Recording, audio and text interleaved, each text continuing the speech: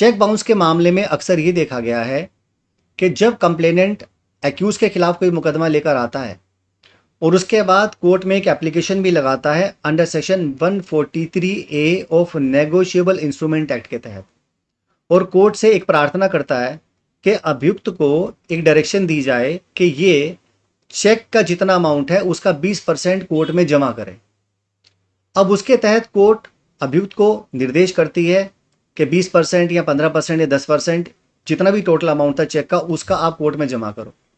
अब दोस्तों यहाँ पर क्या कोई ऐसा बचाव हो सकता है हमारे पास जिसमें हमें ये जो इंटरिम कंपनसेशन का अमाउंट सेक्शन 143A में बताया है इसे जमा ना करना पड़े? तो इसी विषय में हम लोग आज बात करने वाले हैं।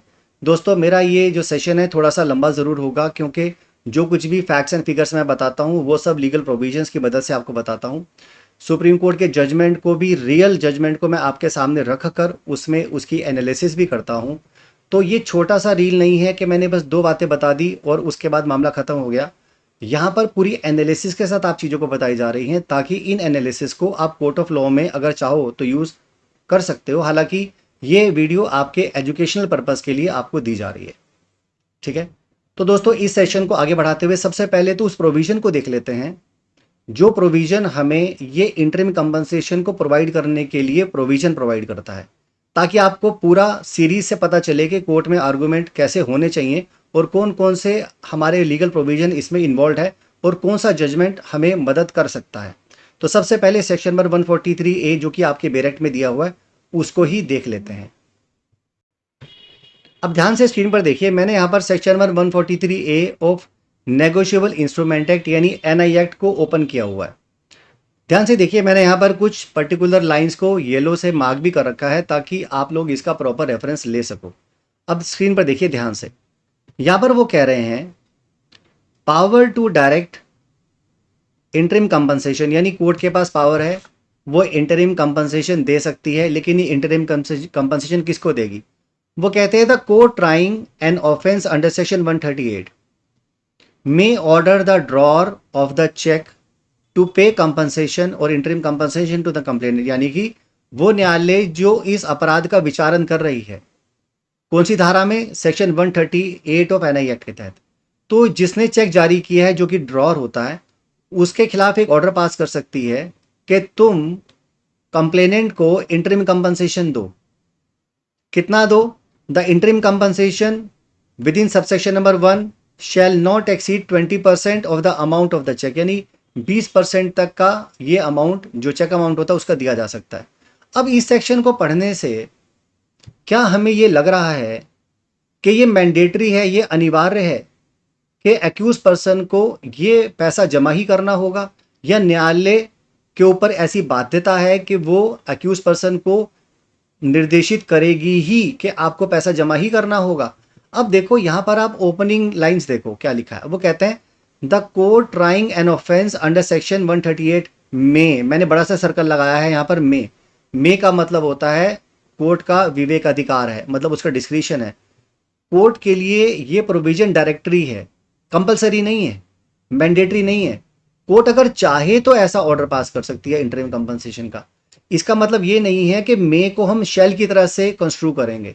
अगर शेल लिखा होता तो फिर मैंडेटरी होता कि कोर्ट ये 20% तक का अमाउंट जमा करवाएगी ही करवाएगी, लेकिन शेल तो नहीं लिखा, मे लिखा है। अब आप कहेंगे सर ये तो आपकी खुद की एनालिसिस है, ये गलत भी हो सकती है।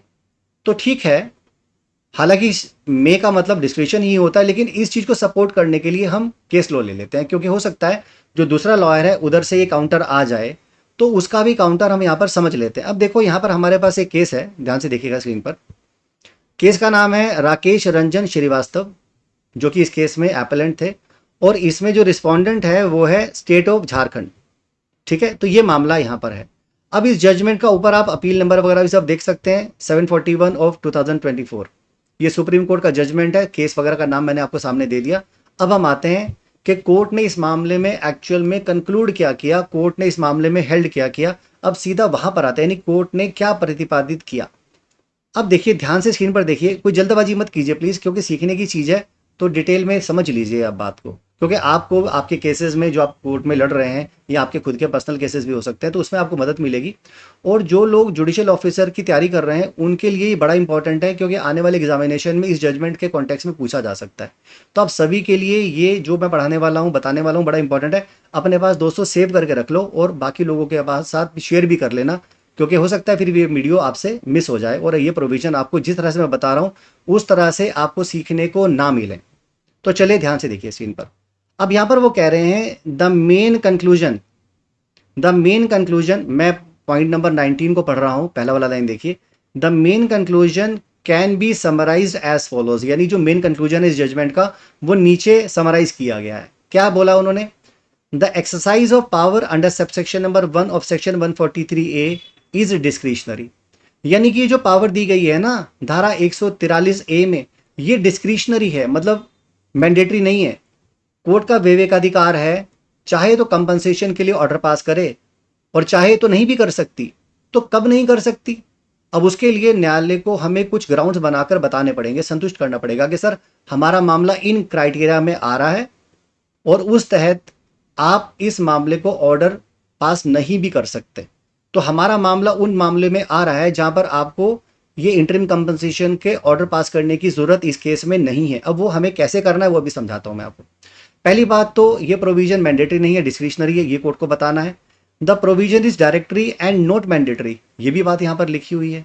जो शब्द लिखा है may, it is use in the provision can not be construed as shall, जो मे शब्द है इसे शैल की तरह से इस्तेमाल नहीं करा जा सकता, ये भी बोला है उन्होंने। अभी थोड़ी देर पहले मैंने जब सेक्शन का हवाला लिया था तो मैंने आपसे ये बात बोली थी ना कि यहां पर मे लिखा है और इसे मे को शैल की तरह से इस्तेमाल नहीं कर सकते, तो यहां पर वही बात बोली है। अब देखो आगे आते हैं बी क्लॉज। बी क्लॉज में देखो वो कह रहे हैं while deciding the prayer made under section 143A, मतलब अगर कंप्लेनेंट ने कोई एप्लीकेशन इस 20% के इंटरिम कंपनसेशन के लिए कोर्ट में लगाई है तो कोर्ट क्या करेगी? वो कहते हैं the court must record brief reason indicating consideration of all the relevant factors, यानी कि जब कभी भी ऐसी कोई एप्लीकेशन लगेगी तो कोर्ट अगर कोई भी ऑर्डर पास करेगी तो अपना संक्षिप्त में रीजन कारण बताएगी कि भैया मैं ऐसा ऑर्डर क्यों पास कर रहा हूं और उसमें क्या क्या कंसिडरेशन है वो भी वहां पर मेंशन करेंगे।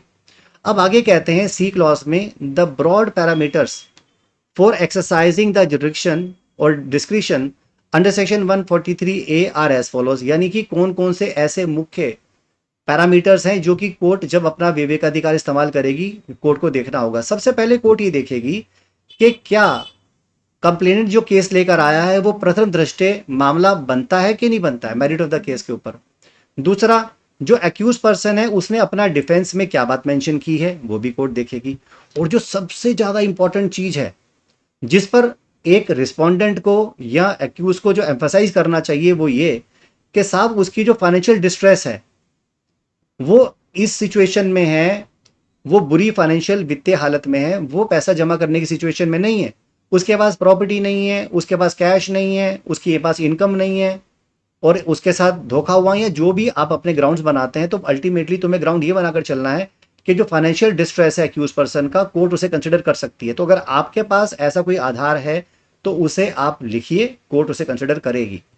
आगे देखो दूसरा पॉइंट हमारे पास एक और है, A direction to pay interim compensation can be issued only if the complainant makes out the prima facie case। अगर न्यायालय इंटरिम कंपनसेशन देने के बारे में कोई भी निर्देश देना चाहती है वो तब देगी जब वादी ने परिवादी के खिलाफ प्रथम दृष्टया यानी कि प्राइमा फेसाई केस एस्टैब्लिश किया हुआ हो। तो सबसे पहले तो कंप्लेनेंट के ऊपर ये भार है कि वो साबित करे कि मेरा चेक बाउंस का केस इस परिवादी के खिलाफ बन रहा है। अगर केस ही नहीं बन रहा तो फिर 20% जमा कराने का क्या मतलब है एज अ इंटरिम कंपनसेशन। अब आगे देखो पॉइंट नंबर 3 है, if the defence of accused is found to be prima facie plausible. मान लो अक्यूज पर्सन जब अपना जवाब दाखिल करेगा, जब इंटरिम एप्लीकेशन आएगी 143A के तहत कंपनसेशन के लिए, तो वो अपना जवाब भी तो दाखिल करेगा ना कि साहब मेरा जवाब ये है, तो कोर्ट उसके इस डिफेंस को भी कंसिडर करेगी। The court may exercise discretion in refusing a grant to interim compensation. ऐसा नहीं है कि कोर्ट हमेशा एप्लीकेशन को अलाउ ही करती है, कोर्ट अगर चाहे तो उस एप्लीकेशन को रिजेक्ट भी कर सकती है। ये पॉइंट नंबर 3 में लिखा हुआ है। अब पॉइंट नंबर 4 में आ जाओ, if the court conclude that the case is made out to grant interim compensation, अगर कोर्ट ये कंक्लूड करती है, कोर्ट इस निष्कर्ष पर पहुंचती है कि कंपनसेशन देना चाहिए, तो फिर वहां पर ऐसा नहीं है कि 20% लिखा हुआ है एक्ट में तो 20% ही देना है। तो वो कहते हैं it will have to apply its mind to the quantum of interim compensation to be granted. तो कोर्ट वहां पर अपना दिमाग लगाएगी कि यार ऐसा तो नहीं है कि 20% का 20% देना है, हो सकता है 5% देना हो, 2% देना हो, 1% देना हो, 15% देना हो, वो कोर्ट का डिस्क्रिप्शन है, जितना देना है दे सकता है। While doing so the court will have to consider several factors, तब कोर्ट को बड़े सारे फैक्टर्स देखने पड़ेंगे, ट्रांजैक्शन की प्रकृति देखनी पड़ेगी, पार्टीज कंसर्न के बीच में रिलेशनशिप देखना पड़ेगा, ये सब देखना पड़ेगा। और वो ये कहते हैं आगे पॉइंट नंबर 5 में और भी क्या देखेंगे, there could be several other relevant factors in the peculiar facts of the given case. वो कहते हैं आपके केस में और भी कोई ऐसे तथ्य हो सकते हैं, ऐसे फैक्टर्स हो सकते हैं जो कोर्ट देख सकती है। तो ये जो ऊपर बताए गए हैं फैक्टर्स, ये अपने आप में पूरे कंप्लीट नहीं है, अगर आपके पास कोई और भी आधार हैं तो कोर्ट उनको चेक करके भी इंटरिम कंपनसेशन देने से मना कर सकती है। तो दोस्तों ये साइटेशन बहुत इंपॉर्टेंट है, इसको अपने पास नोट करके रख लो, सेव करके रख लो, और जजमेंट का नाम भी मैंने दे दिया है, ये आप सुप्रीम कोर्ट से डाउनलोड कर लेना, आपके बहुत काम आएगा। ठीक है, और वो सभी लोग जो लोग हायर जुडिशरी और सिविल जज के लिए तैयारी कर रहे हैं वो लोग हमारी ऑनलाइन कोचिंग क्लासेस को ज्वाइन कर सकते हैं। उसके लिए आपको हमारी वेबसाइट judicialcompetitiontimes.in पर विजिट करना होगा, और वहीं पर कॉन्टैक्ट नंबर भी दिया हुआ है, अगर आप उसके बारे में कोई क्वेरी रखना चाहते हैं तो वहां पर आप कॉल करके अपनी क्वेरी भी सेटिस्फाई कर सकते हैं। अगर आपने इस वीडियो से कुछ सीखा है तो प्लीज़ लाइक ज़रूर कीजिए और बाकी लोगों के साथ शेयर कीजिए। तो आज के लिए दोस्तों इतना ही है, जल्दी आपके साथ मैं किसी नए लीगल टॉपिक के संदर्भ में मुलाकात करूंगा, तब तक के लिए मुझे इजाज़त दीजिए। थैंक यू सो मच, जय हिंद, वंदे मातरम।